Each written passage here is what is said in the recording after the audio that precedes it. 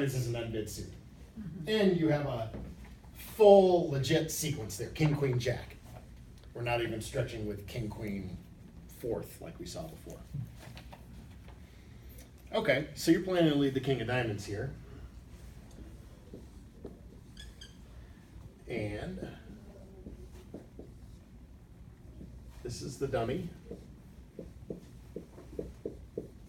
with 9 high card points and 3 trumps.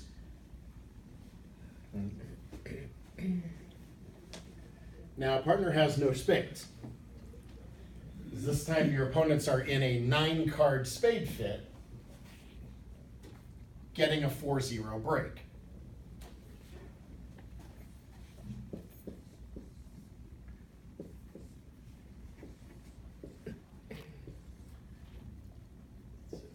Okay, and then partner has a bunch of clubs. Okay.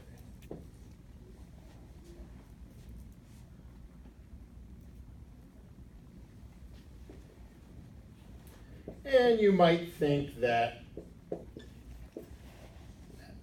perhaps this is a little bit of a stretch of a game. I don't know, it seems like a pretty reasonable game to be in to me.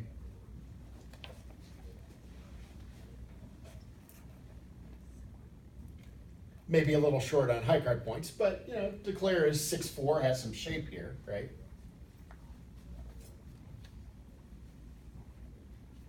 So let's see how this one develops.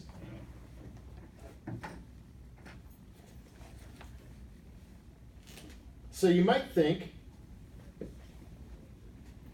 that you're not going to be able to pull off the force because declare wins the first trick, right? If partner's ace of clubs had been the ace of diamonds, then your diamond would have held the trick and you probably would have continued and said, yeah, let's just go about forcing declare to ruff. But declare actually wins the first diamond trick.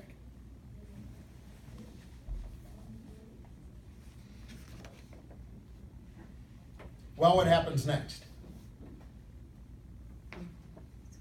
From declare's standpoint, what losers do you have? Well, you gotta lose the ace of spades, right?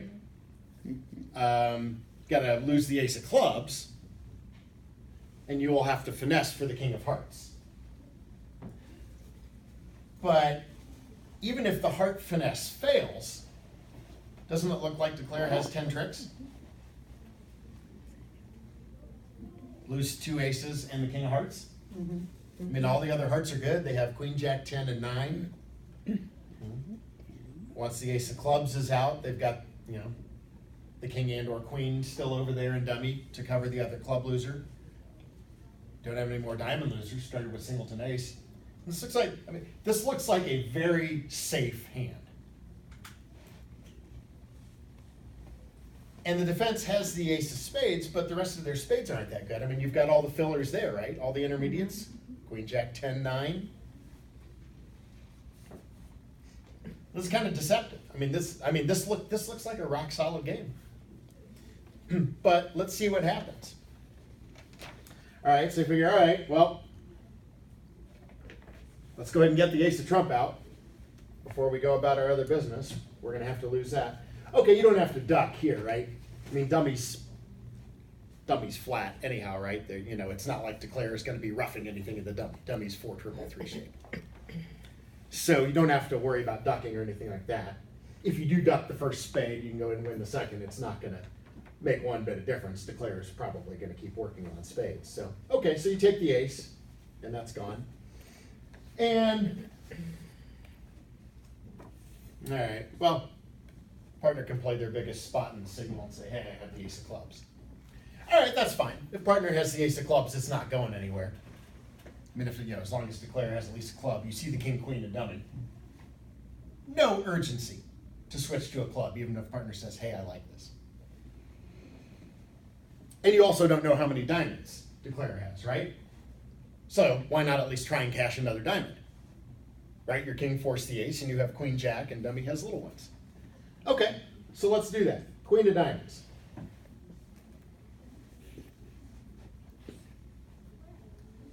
All right, there's a ruff.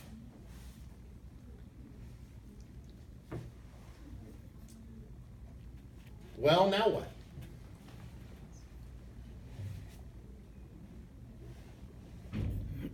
Declare sneered at you when partner failed to follow to the first spade. Like, all right, this is a little inconvenient. I have lots of good spades, but I got a 4-0 break. I'm still unhappy. All right. Well, let's say Declare goes ahead and draws your 3 little trumps. Okay, so we play Queen Jack 10. Those go away. You know, Declare could throw away the diamond, I guess. All right, but what happens next?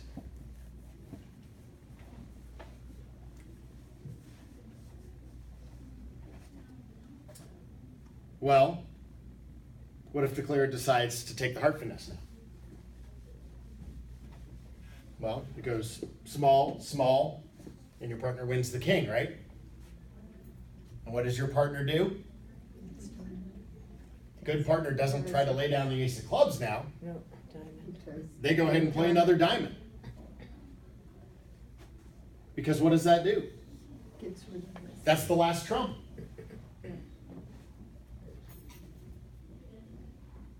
Now Declare's totally out of trump, and they still have to lose the ace of clubs, right? There's no way around it. They can play their heart winners, and then they can play a club to their king and force out the ace, and Dummy's going to have that 10th winner over there, that queen of clubs, hopelessly stranded over there because you kept a diamond, I hope. Hopefully you pitched clubs when they were playing spades and kept the suit partner was leading so that you could play another diamond. So what does the defense get? They get the ace of spades, they get the king of hearts, the ace of clubs, and they do get a diamond, even though Declare started with singleton ace. Because you were able to force. We can go back to another scenario. What if Declare doesn't draw all the trumps right away? What if they see that, okay, well, I got a 4-0 trump break, maybe I should quit leading trump. And so they take what if they take their heart finesse earlier in the hand? And Dummy would still have a diamond. This card would not be gone yet, right? So what happens when the heart finesse loses and this person wins king of hearts? Play another diamond. Make him rough. So the defense is going to get the king of hearts, the ace of trump, the ace of clubs, and either they get another diamond because Declare's trumps are exhausted, or if they don't get all the trumps drawn, guess what? One of these little suckers over here, if Declare didn't take away all your trumps, eventually you're going to rough something. You're going to rough a heart winner, or you're going to rough a club winner. So the force will work here, even when Declare has 6 trumps. But it's not, it's not trivial. Because, a lot of people are going to give up on the diamonds once Declare roughs one. Say, oh, no future there. Okay, yeah, maybe it looks like there's no future there, but is there anything better to do? Now, this hand would have made had the king of hearts been on side, right?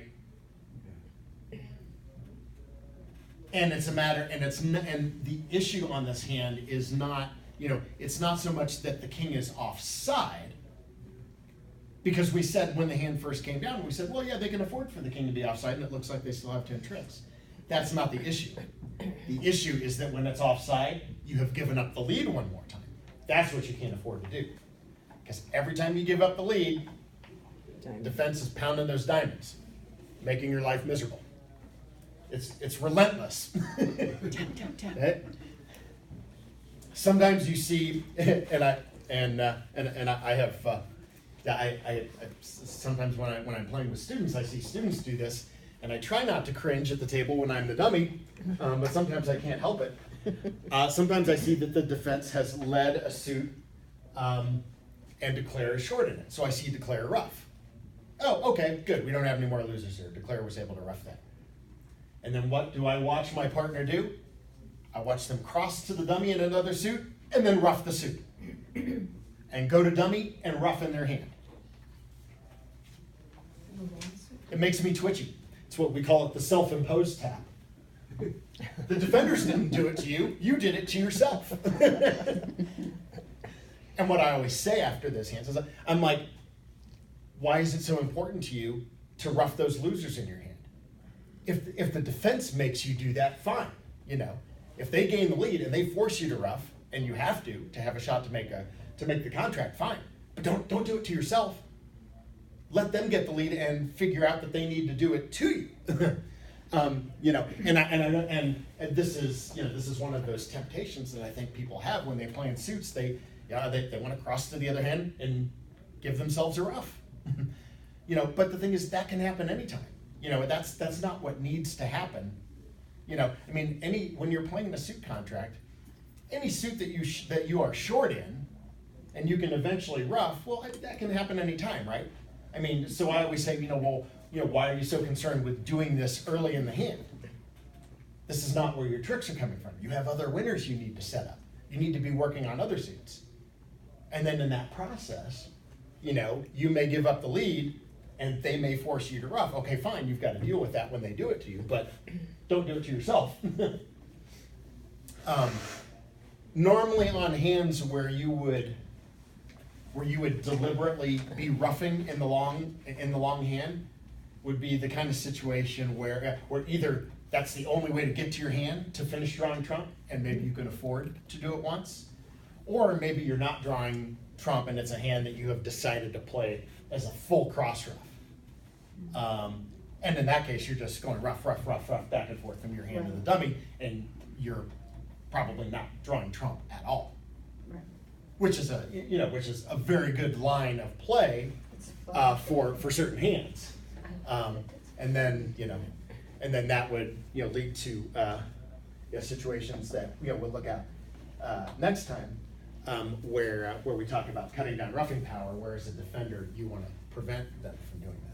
So by the way, I deliberately avoided over planning content for today. A lot of times I do the forcing defense in a 2-hour class with one of the other lines of defense, but I really wanted to Oh, sorry. we really wanted to spend